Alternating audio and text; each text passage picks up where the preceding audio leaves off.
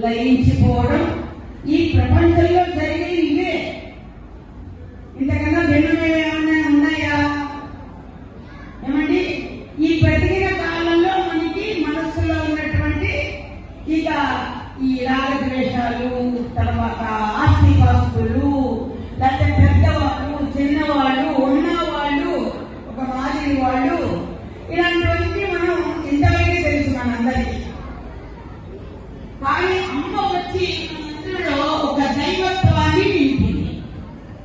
అమ్మ కూడా తన జన్మ తీసుకోవడమే కాకుండా అందరిలో కూడా ఉన్నటువంటి మన వంశీకులందరికీ కూడా ఒక దైవత్వాన్ని ఆమె నడవడమే కాకుండా మనని కూడా నడిచేట్టు చేసి మరి ఎంతమంది మరి అందరినీ కూడా మరి అమ్మ గురించి వారికి వారు ఏమంటారు, సమాధి అంటే అగ్నిహోత్రంలో వారికి వారి అమ్మకి అర్పింపబడ్డారు.